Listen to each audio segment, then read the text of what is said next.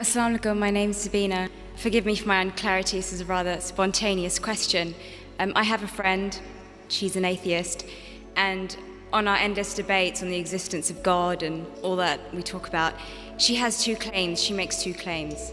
When I pose her with the question of what the Quran says in terms of the existence of the universe and the world and how it states many facts, she turns around and she says, well, that knowledge was not just for the Quran, it actually existed before the Quran. There's scriptures, there is books before the Quran was even written, detailing information about the universe. So it's not just this knowledge that is superior to the Quran.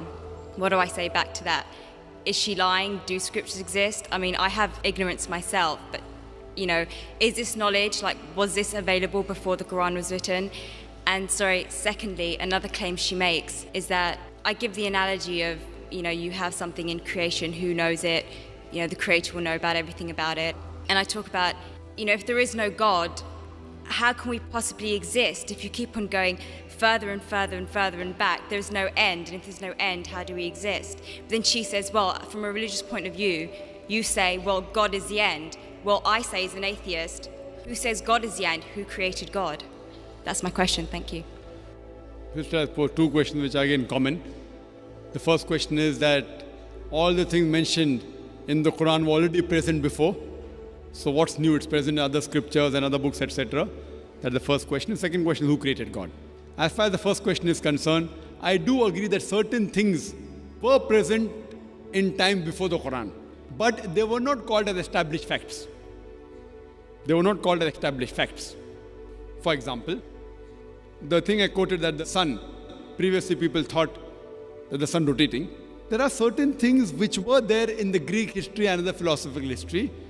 But for example, when the Quran speaks about the spherical shape of the earth, these Greeks, they believed that the earth was spherical, but no one believed in them.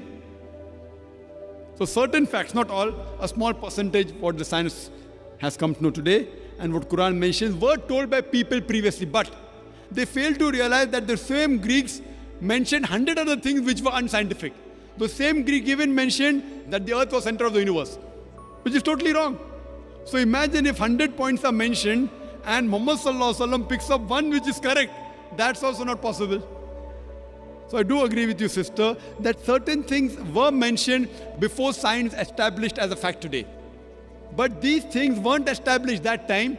And to say that out of the 100 false things they mentioned, if one thing is right, to pick up the one correct thing is again also not possible. Once it's possible, but not thousands of times, sister.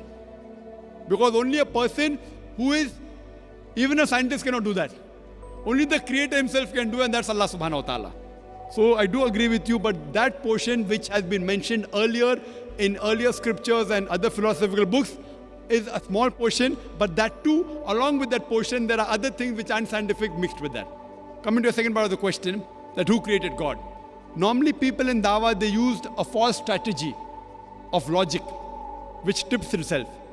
Most of the people, when they try to prove the existence of Allah subhanahu wa ta'ala, they say that everything has a creator. For example, who created this book? How did the book come into existence? Somebody created it. Who created it? And they go back. Where did you come into existence? Who created you? Your father. Who created your father? The grandfather. And then goes to God. Who created this microphone? Created the factory. Who created the factory? And then they try and prove who created the sun? God. Who created the moon? So based on this, they try and prove that everything has a creator, which according to me is a wrong logic. In my strategy, what I spoke today, I never said everything has a creator. That is the atheist who told me that the first person who will tell about the mechanism of this thing is the creator. I never said that. I say every created thing has a creator. But by definition, Almighty God is uncreated. It is like there's a person, suppose my friend, he comes and tells me that my brother John was admitted in the hospital. He gave birth to a baby. Was it a girl or a boy? Can you guess, sister?